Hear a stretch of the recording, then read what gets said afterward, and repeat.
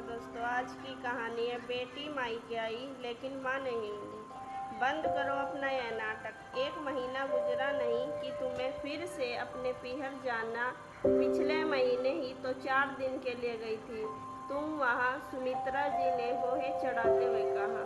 निधि डरते हुए, हाँ गई तो थी, लेकिन माँ जी नानी की तबीयत अचानक खराब हो गई थी तो मम्मी को वहाँ जाना पड़ गया। तो जाने का कोई फायदा नहीं हुआ, इसलिए मम्मी अब बुला रही है। नहीं, तुम अभी नहीं जा सकती। जब देखो तब तुम्हारा पीहर का अलार्म बजता रहता है। एक बस माँ ही तो नहीं थी, बाकी तो सभी सदस्य थे ना वहाँ। पल पल में पीहर भागोगी तो ससुराल में मन कब लगेगा। और वैसे भी 2 दिन बाद तुम्हारी ननंद माँ ही आ रही है, 1 हफ्ते के लिए। इसलिए तुम तो जाने की सोचना भी मत।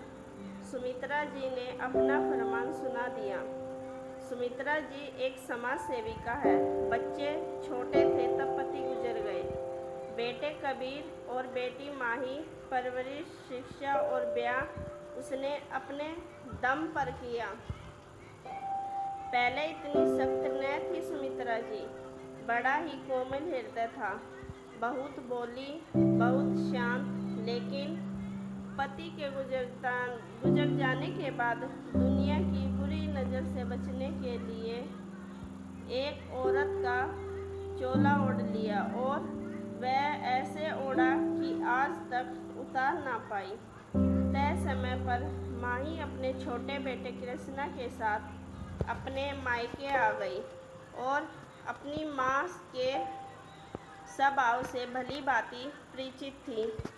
मन ही मन माही को वो चाहती थी, लेकिन ज़्यादा अपनी बेटी पर वह ममता नहीं लुटाती थी। बस हाल चाल पूछ लिया और बात खत्म। माँ बेटी जैसा गहरा रिश्ता न था। इसी वजह से माही अपनी भाभी निधि में अपनी हमराज छोटी बहन ढूंढती थी। दोनों ननद भाभी की खूब पटती थी। घंटों बातें करते, खूब शॉपिंग करते। सुमित्रा भी देखकर मन ही मन खुश थी। तभी अचानक समाज सेवा के कुछ काम से उन्हें शहर से बाहर जाना पड़ा। माही भी उदास हो गई, लेकिन अपनी माँ से कुछ कह ना सकी। 4 दिन बाद भी जब सुमित्रा न आई तब माही से रहा न गया। जिस गांव में वह रह गई थी वहाँ नेटवर्क न होने के कारण फ़ोन पर भी बात नहीं हो पा रही थी। तो माही ने एक रिकॉर्डिंग मैसेज भेज दिया। मामा, आपको सचमुच लगाव नहीं है ना अपनी बेटी से? आपको पता है यहाँ आना इतनी आसानी से है, परमिशन भी नहीं मिलती। और मेरे आने के 2 दिन बाद ही आप चली गई। हाँ, माना कि आप मुझसे बहुत ज़्यादा बात नहीं करती, लेकिन आपका यहाँ होना मेरे लिए बहुत है। हाँ, पर एक और बात, मैं तो कल जा ही रही हूँ अपने घर, लेकिन एक बात मेरी ध्यान से सुन लो। निधि भाभी से थोड़ा प्यार से पेश आना। वह बहुत अच्छी है। वो उम्र में मुझसे छोटी है, लेकिन इन 4 दिनों में उसने पूरी कोशिश की कि उन्होंने आपकी कमी महसूस ना हो। कोशिश करना आप उनकी सासू माँ नहीं, मम्मी बन सको। मम्मा प्लीज़ जल्दी आ जाइए ना। मैं कल जाने से पहले आपसे मिलकर जाना चाहती हूँ।